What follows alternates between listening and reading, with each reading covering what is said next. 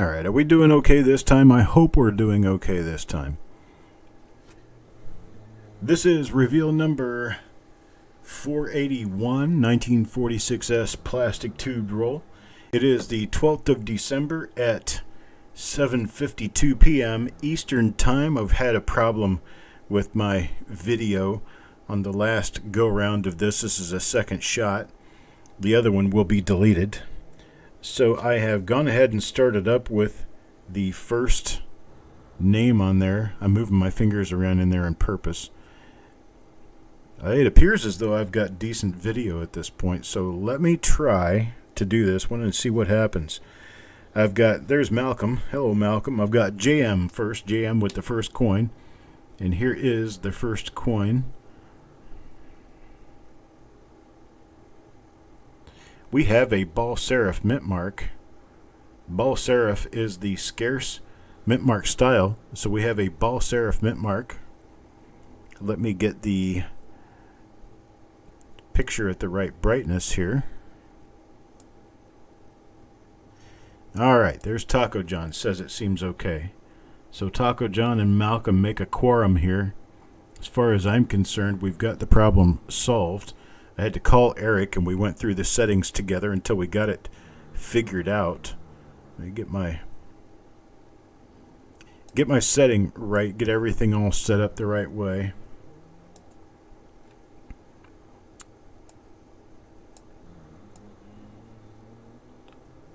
Alright, how does this look for sharpness, for value, for everything that we're doing? And my audio still sounds good. Hello, Brian. Tell me if you think everything looks fresh and sounds good. I'm trying to get everything set up right on this. Let me zoom out on this a little bit and make it easier to see. I don't like it when I'm zoomed in too far on a coin. It makes it really hard to get anywhere with trying to look at it, because you're trying to see too much at once and then you can't see enough and it just gives you a headache. Okay, we do have a scarce ball serif mint mark style on this one. We don't have an RPM or anything to that effect, so I'll be checking the other side. You can see some different hues of red. Okay, that's pretty much this coin. This coin is toned a little bit. It's a bit of a woody, slightly toned, and so I guess that's kind of what it's supposed to look like. So I think we're seeing everything okay, but this is a new way of looking at things because, well, earlier I was having a lot of trouble. Alright, Carl comes up next. Carl is second. That is a nice ball serif mint mark. Here is another nice ball serif mint mark, but we have the same die that we just had. So, nothing new to see on this one as far as any die varieties are concerned, but we can definitely take a look around anyway. One must consider that I am colorblind as well, Brian. We are the blind mice together.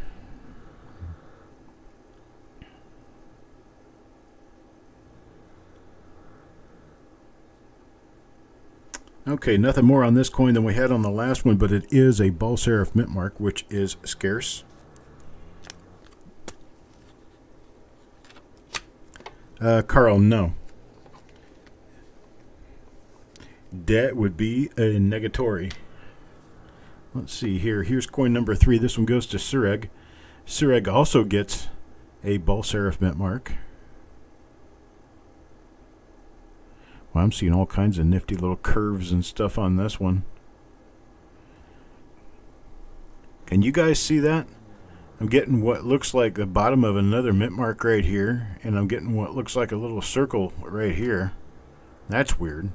That circle happens to match this circle for approximate size. It also matches over here for approximate size. Well, that's just kind of interesting. Hello, John.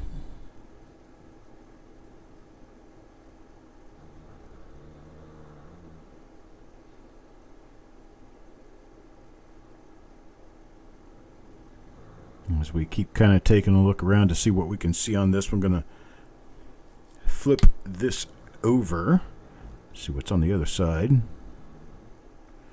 You guys can probably hear my dog back there just giving big, long snores. He is so comfy.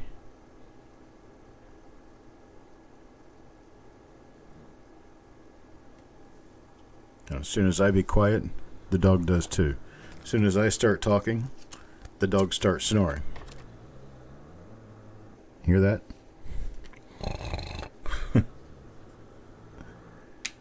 So most of you can probably hear my bulldog back here. Alright, there's another ball serif. So far, every coin in this roll has been a ball serif. Ball serif mint marks are noted to be rather scarce. Brian and I, over the years of looking at 1946 S Lincoln cents, have figured out that the ball serif represents less than 20% of the overall mintage of 1946 S Lincoln cents. So that makes them rather scarce. So far, everyone's getting ball serif mint marks. The unfortunate part of that is none of them are repunch mint marks or double dies. None of them are inverted. They are all just the S on the top of cent. We'll have to see if we see another one like that. I don't know. Well, there's another ball serif mint mark with the top of the ball serif is broken. That's a common thing as well. But this coin is very nicely toned. It's a beautiful toner. Got some really nice colors going on here.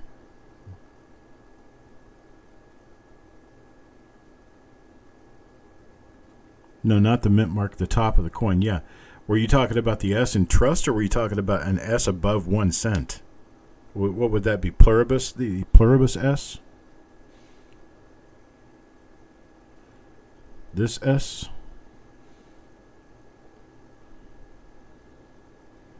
On this coin, nothing. Which coin were you talking about, Grandpa Tim? I'll get it back out. We'll take a look at it again. Alright, so this one was for Ant. Yeah, Brian, why don't you post that for us? There's 3 different mint mark styles. Brian went through thousands of coins and came up with specific statistics, the exact quantity of coins that he found. This is the previous coin right here. This is coin number 4.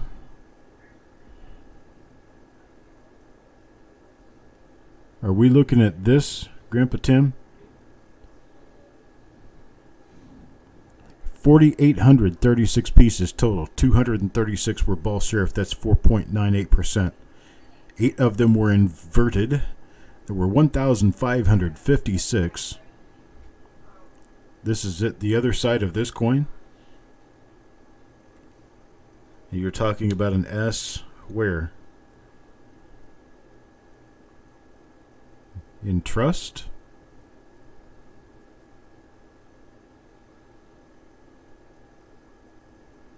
Okay, I'm on the obverse.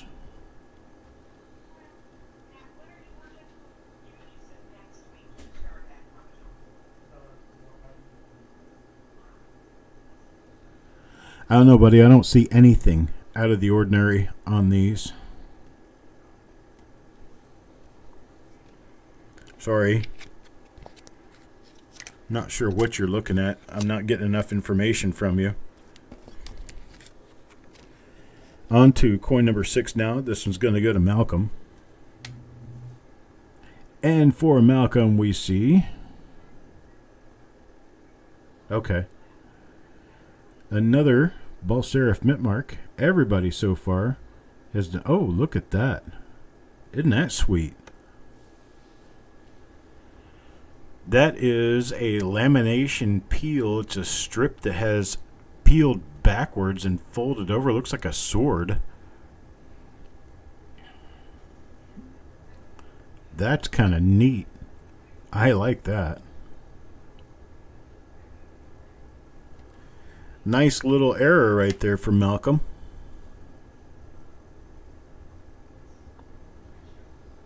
See if we have anything on the reverse for him.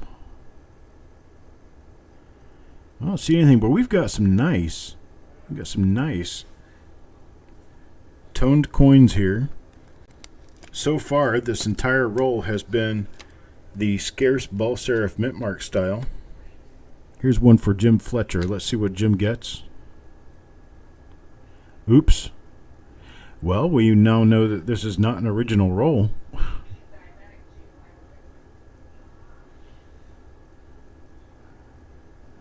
Hopefully this doesn't continue. Well, Jim, I'll give you your money back on this. This has been basically chewed to death. Let's see if it has anything on the reverse. A 46D here. Has nothing on it. Jim, I'm going to get your money back on this. I'll get you a credit. You'll receive this coin, but I'll get you a credit set up for this. Hang on a second. This would be reveal number 481. That was coin number 7.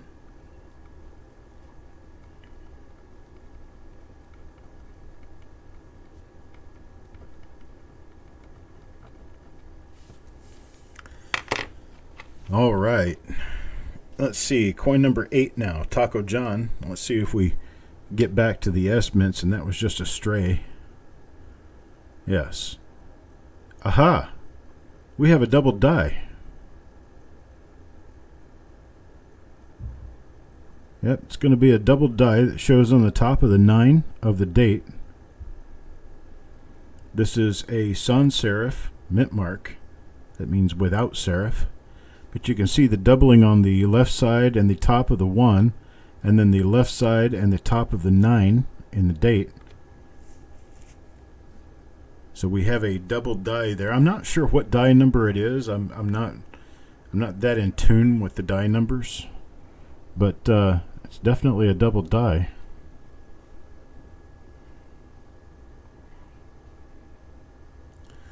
So there, that one is for Taco John. Let's keep looking, see what else might be on here. Sometimes there's doubling in trust that would be related to doubling in the date, so we'll check it real carefully. I don't see anything there.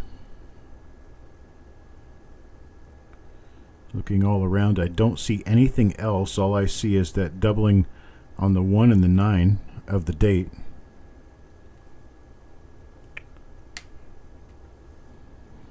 And let's check the reverse. Very nice color on the reverse. Beautiful striped woody toner.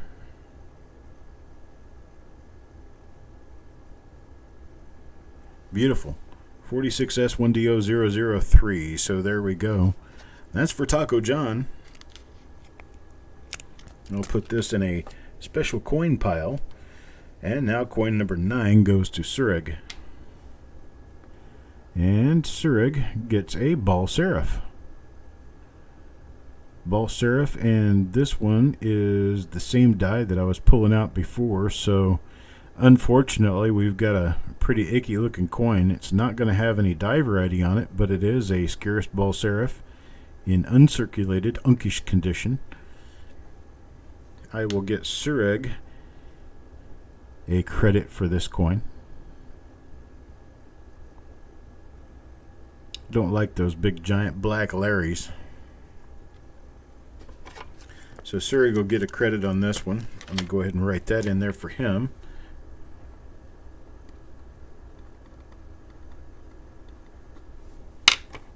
There we go. All right, now coin number 10. Coin number 10 goes to Yo Man.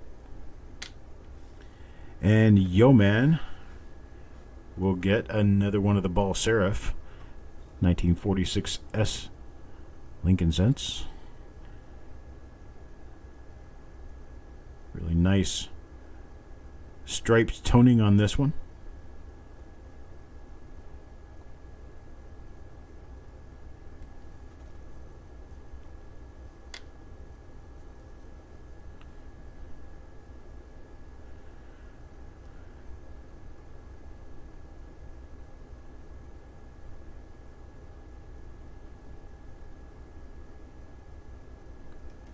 Very nice. That's for you, man. I'm actually a little bit jelly of you guys getting these ball serifs. Ball serifs are something I actually chase down. They're not easy to find in uncirculated condition, and this roll seems to be loaded full of them. That is kind of a rarity in itself. There's another coin for Parviz. Parviz gets one of the ball serifs with the broken top.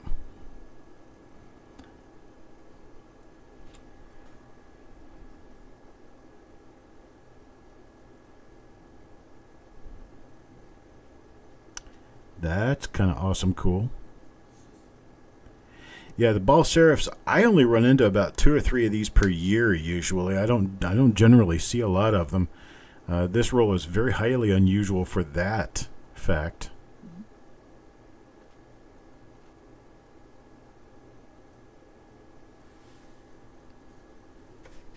That's for Parviz. Still on the ball serifs.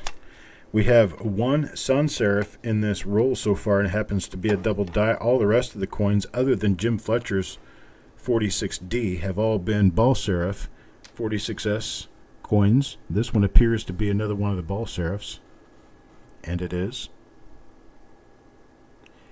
And it is. This one goes to Klaus Blem. This one is another coin for which Klaus will get a refund. He will get a credit on a future show because this coin is fingerprinted quite heavily on the obverse.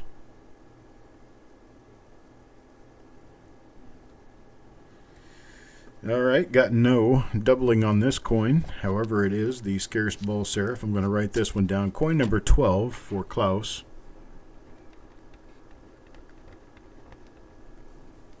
He's going to get that one for nothing.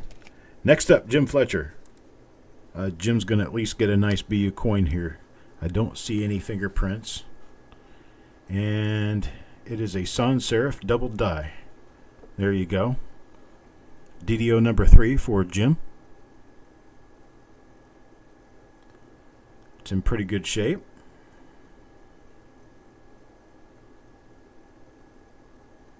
You can see the doubling on the top of the Y in Liberty.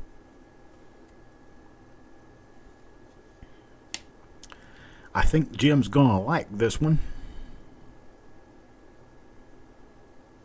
Got nothing on the reverse.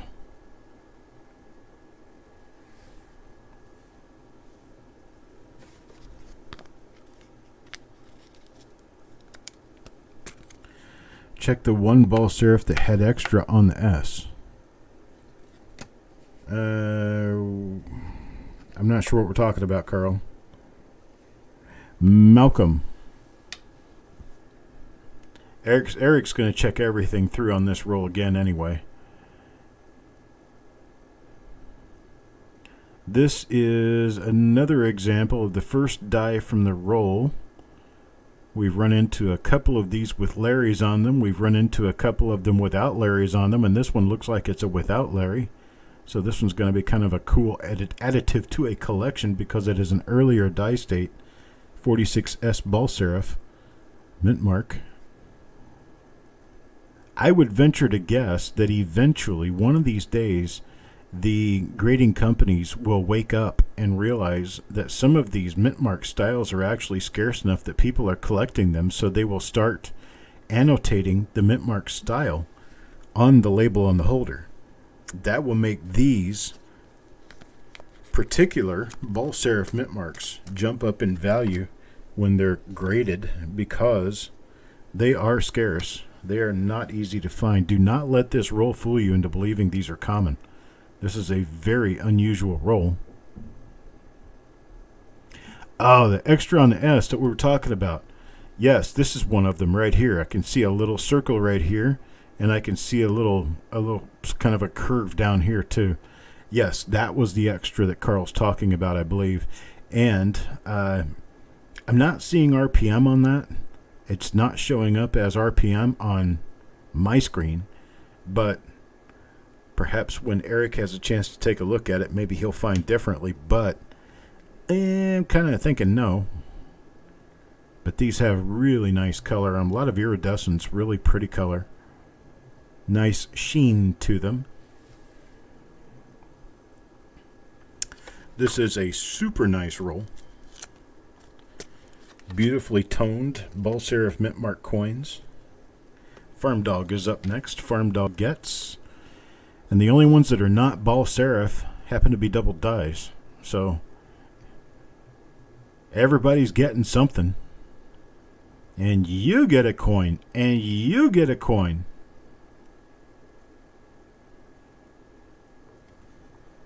Right? I feel like Oprah up here handing out beautiful coins for the price of admission.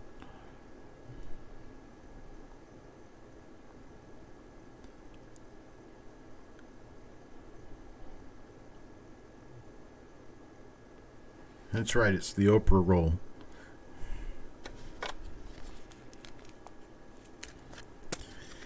And you get a Ball Serif. And you get a Ball Serif. Here's one for Eric. Let's see what Eric gets. Is it a double die or is it a Ball Serif? It's a Ball Serif.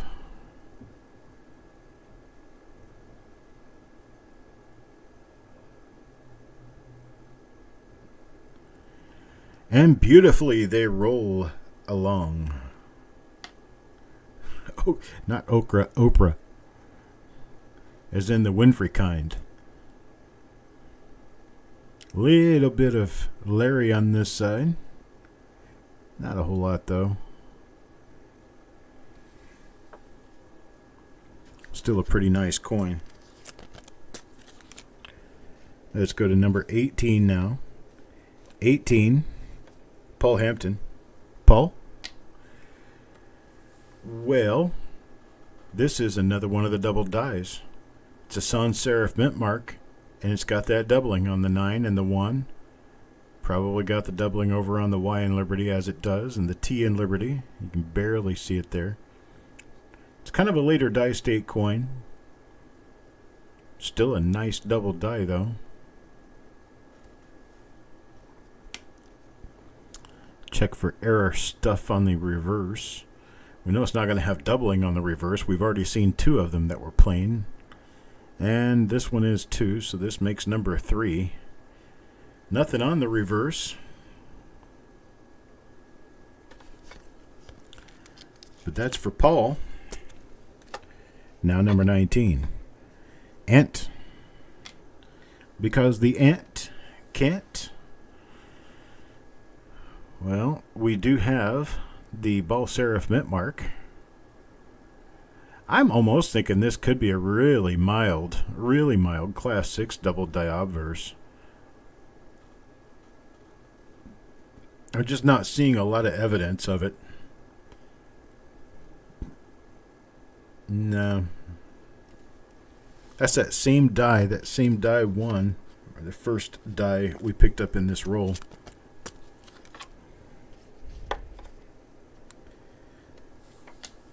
I was kind of more looking, Grandpa, at the 4 was a little bit extra wide. Now here's the broken Ball Serif. The broken Ball Serif. Wouldn't it be really, really cool if we had inverted Ball Serifs on this roll? We got some really pretty striped color on these coins. It'd be super nice to have the inverted Ball Serifs. I personally have never found an inverted mint mark 1946 Lincoln cent. I know they exist, but I have never found one. Alright, so that one was for Parvis. Let's move on. Coin number 21, see what we get there. This one is for Carl. And Carl. Well, we have another one of the broken 1946 S Ball Serif mint marks. Yeah, see, the 4 doesn't look as wide on this die as it does on that other one.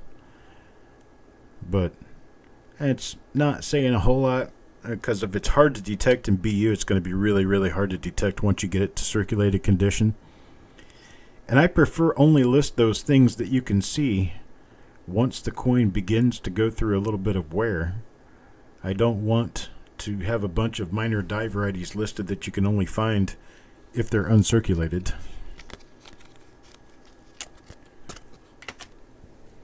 Here's number 22. Mr. Fletcher again. Mr. Fletcher got a crappy 42D, and then he got a double die, and now he gets a ball serif mint mark. And here we go. This is the $500 roll, at least. These ball serif mint mark coins with this beautiful toning on them, probably, I'm going to say $15 to $20 per coin. Would not be outside of the question.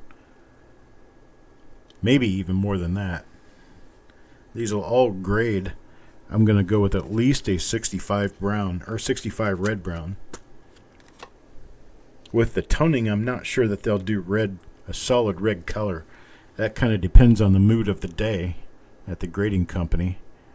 See, here's another one. See that thickness at the top of the 6 and the width at the bottom of the 4?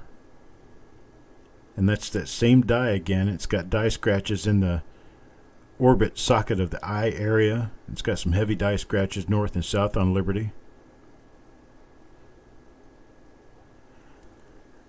I'm just almost convinced to go with a minor double die on that. I'll let Eric make that determination, though. He seems to be a pretty good devil's advocate for me when it comes to listing or not listing stuff.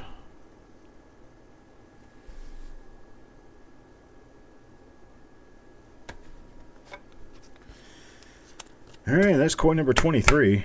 Let's take a look at coin number 24 now. Almost halfway through. Here's Grouse the Ghoul. And Grouse. Uh-oh. Another double die. Another double die right there. This one shows up nicely.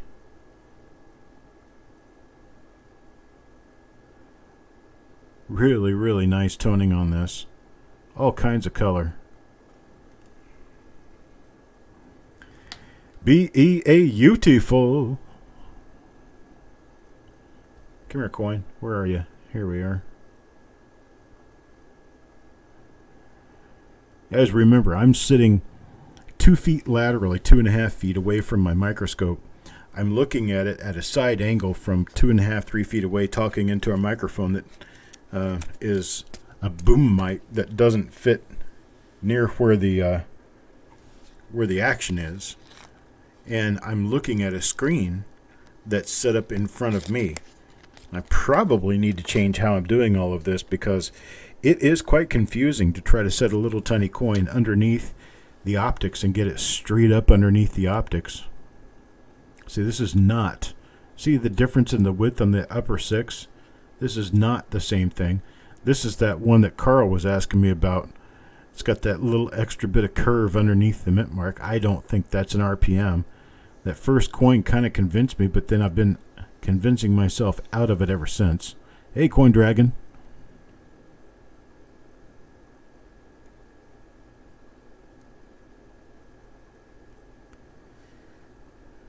We do for sure have a nice roll flying across the desk here, one coin at a time, going out to new coin parents.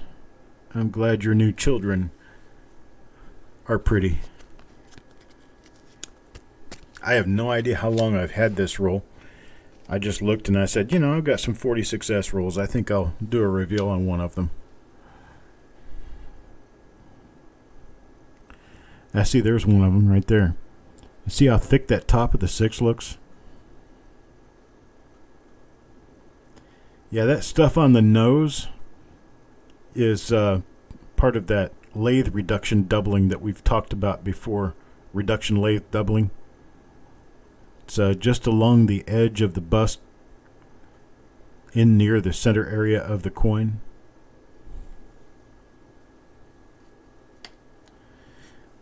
Yeah, Coin Dragon, we got some pretty colors coming across the screen here.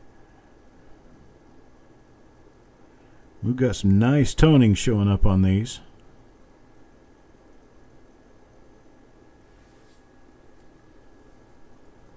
No, the stuff that's along the edge, the channeling that you're talking about, is a little bit different than this.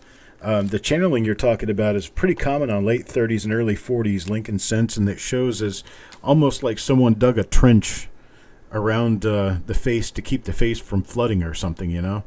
And this is actually doubling. It's doubling along the ridge line, so it starts up right here, and then it has a doubled line right here.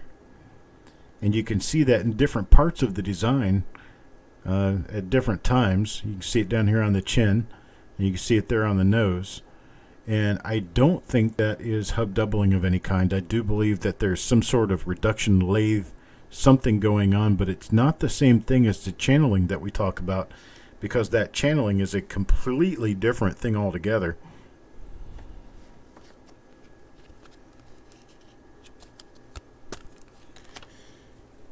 Let's see if I can find some of that channeling real quick. We'll take a look at it. I happen to have a 43 roll laying in front of me, so this 43 roll will likely have that on a coin or two or a few, because it's pretty common. Not on this one, but you can see that lathe doubling again, that reduction doubling right there. That's actually on the ridge line, or on the raised area of the design. Let's see if I pick up a different die here real quick. Yep, there's the channeling right there. So that's actually around the outside edge of the part that's raised, and it is actually a cut channel. It looks like a ditch that was etched all the way around the design. Now you can see a little bit of both of what I'm talking about. You get the channeling and you get the reduction lathe doubling on the forehead right here. You see it up higher. That's what I was talking about. And then this down here in the field is the channeling. You can actually even see that it looks like it was hand drawn, you know, around the detail. They did that on the hub, I'm pretty sure. Let me get this 43 roll put away. You never know what's going to be on my desk one time or another. All right, there we go. Coin number 28 now goes to Ant.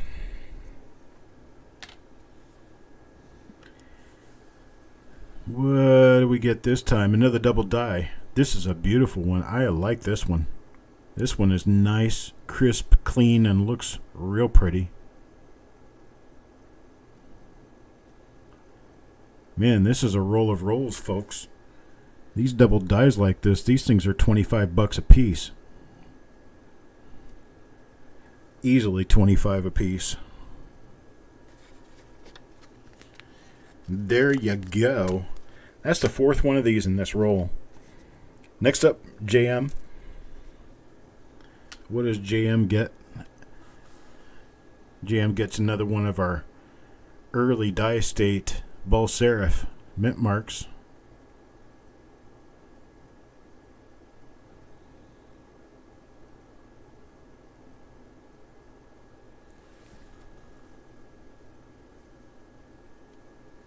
Hey there, Spiked Head Die Crack. We happen to have one heck of a roll going under the scope today.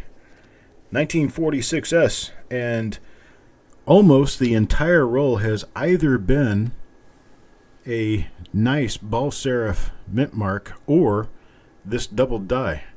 You see it up there on top of the 9 and the 1.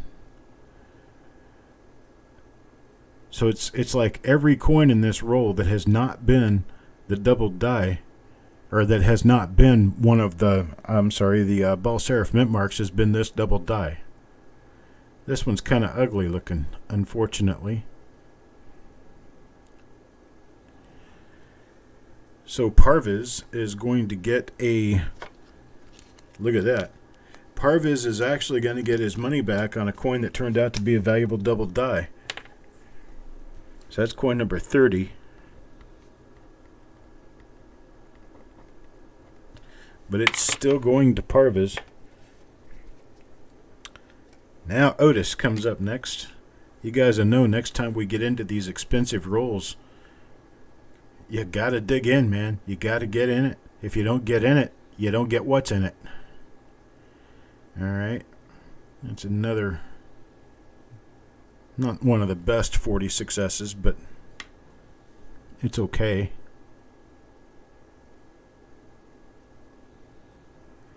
Not in the best condition. It's got a broken top to the S, as we've been running into a few times in this roll. Another one of the ball serif mint marks. Looks like we're going to come out with about 40 to 45, over 40 ball serif mint marks in this one roll. Brian and I together have probably 60 years experience in coins together. 60, maybe 70 years experience in coins together. And the two of us would definitely agree and attest that this is a very, very highly unusual roll. Ball serifs everywhere.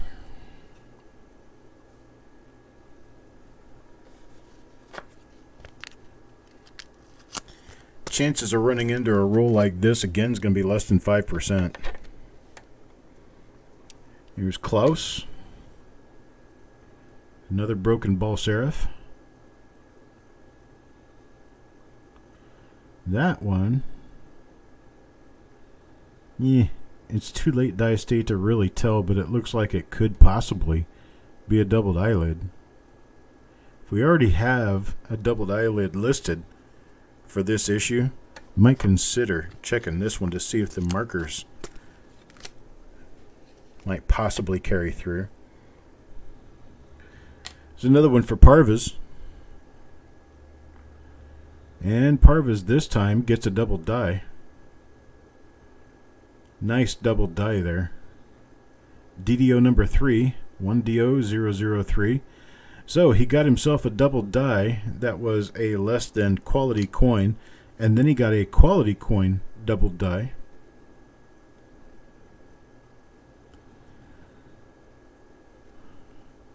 So Parvas definitely cannot complain on this roll. That's for sure. Here's number 35. Number 35 going to Yoman. Yoman gets a double die.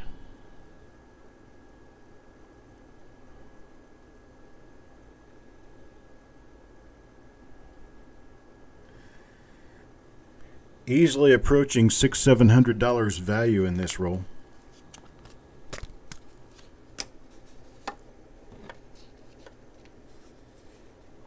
Well, I know that most of this roll was not assembled. There might have been a couple of coins tossed in. But we're getting, all of this is basically 3 or 4 different dies. We're getting, I think we're getting 2 different broken ball serif mint marks. This is one of them. The other one is later die state. And we're getting the not broken ball serif that appears to maybe have a bit of class 6 doubling on the date. So that's our 3rd different die, and then our 4th die is the sans serif with the double die. And I'm not really seeing any other dies. It looks like maybe 4 different dies in this. Other than that one coin, there's another double die.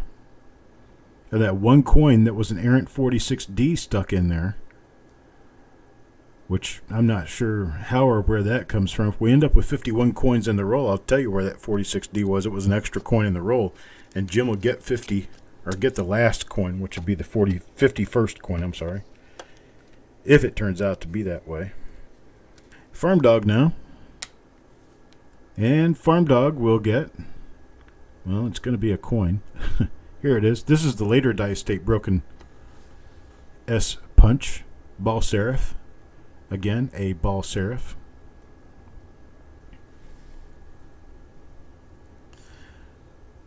So we've done an earlier ball serif, a middle ball serif that's broken, and a late ball serif that's broken, and a double die that is a sans serif. So here's your middle ball serif. This is the mid die state ball serif. Slight weakness on the 4 of the date. No extra thickness. Doesn't appear to have any kind of doubling or anything. That one goes to Crispy. Now this is coin number 40. This one's going to Eric. This one looks like it. Oh man, look how early that is. That is beautiful. Good Lord. This coin shines like a proof like. Seriously.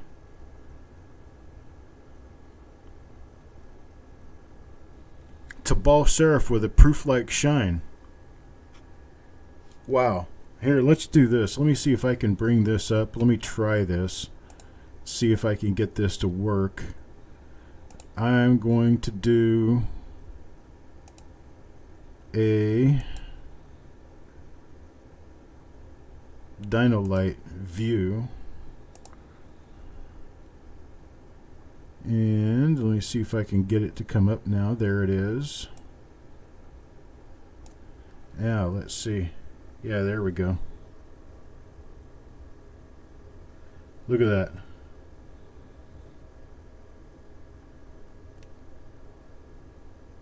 That's a ball serif, damn near proof-like coin. Goes to Eric. It's a beautiful one. Here's the reverse side.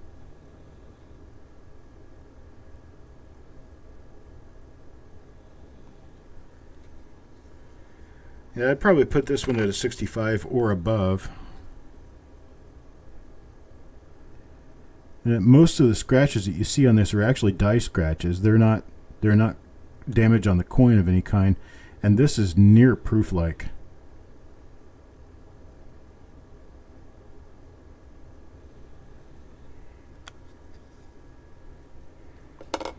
So that one's for Eric. That's coin number 40.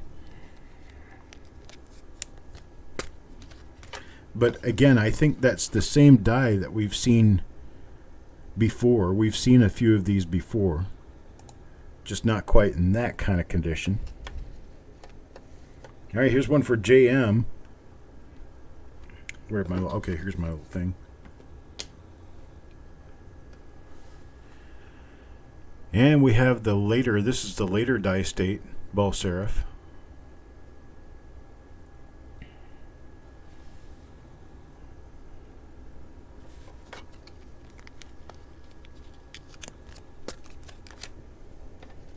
Coin 42, Carl.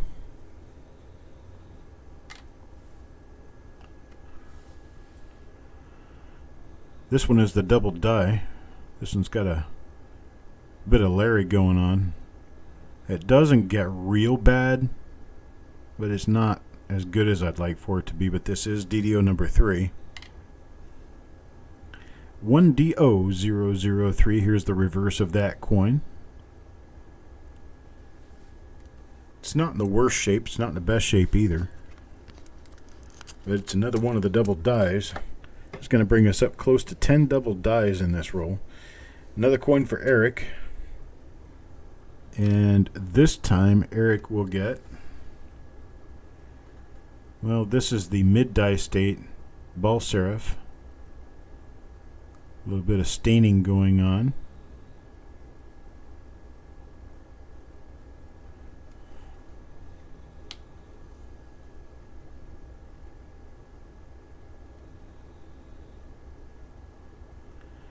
This one's got some strike issue. You see weakness in the strike in different areas.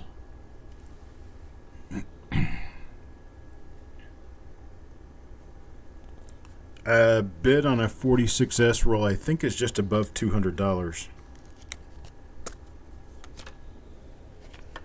Try finding them for that, though.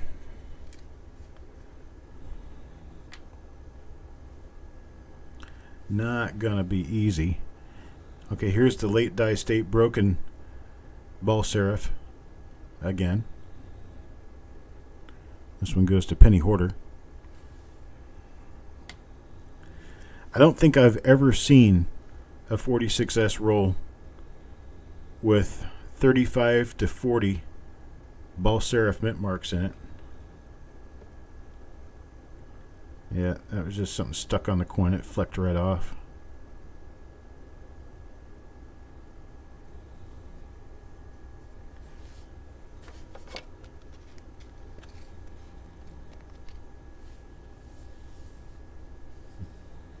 I think Eric might have fallen asleep watching the reveal. He'll get up at 6 o'clock in the morning and watch the reveal. He'll be like, "Oh, nice. I didn't know I got that." Let's see, Paul Hampton. This is the later die state, broken S. Oh, Eric is watching. Okay.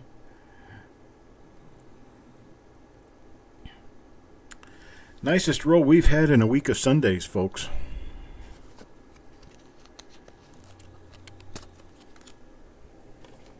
And it's almost over. We got 5 coins left.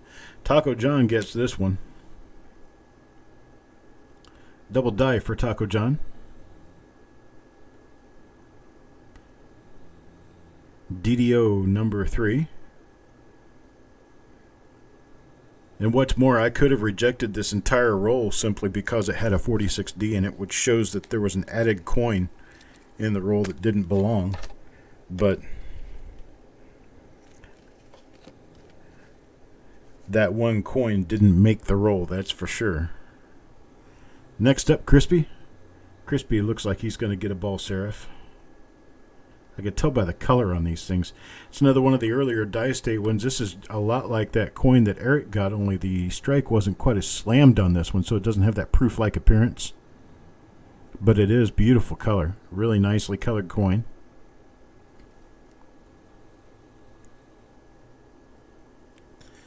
It has some proof-like characteristics to it. It's a beautiful coin. Got 3 coins left in the roll. Parviz. Parviz gets one of the earlier die state ball serif mint marks.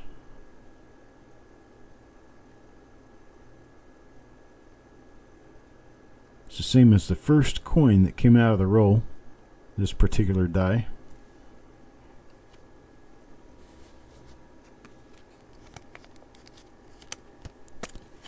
Very nicely reverse paired. Klaus next up. Looks like one of the late die state broken ball serifs. Nope, it's a mid die state broken ball serif. A little bit of a Larry on this one. It's not too awful bad. Remember that the stuff that you see on these looks a whole lot bigger than it actually turns out to be. You get the coin, it's like, is that the same coin? It looks a lot nicer. Well, yeah, it's because when you're looking at it in actual 19mm size, those little tiny blotches don't really show up. Here it is, coin number 50. Coin number 50, the last one on the roll, goes to Penny Hoarder. Penny Hoarder Pern, let's see. Looks like it's going to be a ball serif. It is. It's one of the later die state ball serifs. So, folks, probably the nicest roll we have seen in quite some time. Rolls off the press here. And we'll be going to Eric here in a couple of days. And he will take care of them and get them out to their proper owners. But this is what we've got. Quite an amazing pull. Here are the double dies. 46, 42, 37, 35, 34, 30, 28, 18, 13, and 8. That's 10 of them. 10 of those. That means there are 39 ball serif coins in this roll. 39 ball serif coins in this roll, and then of course there was the one that was a 46D.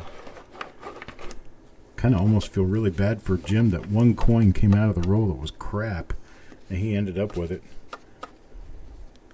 But there we go, folks. That's it. That's all we've got for tonight. I appreciate you guys showing up. Do not forget that we have, 5, 6, 7, 8 more, 8 or 9. It's either 8 or 9 more reveals coming up this week. Be sure you participate. Come take a look. See what goes on with those. And I will be checking out here now and see you guys tomorrow. Be well. Oh, don't forget about the auction coming up on Wednesday. It's going to be another pretty nice singles auction. So I'll see you then.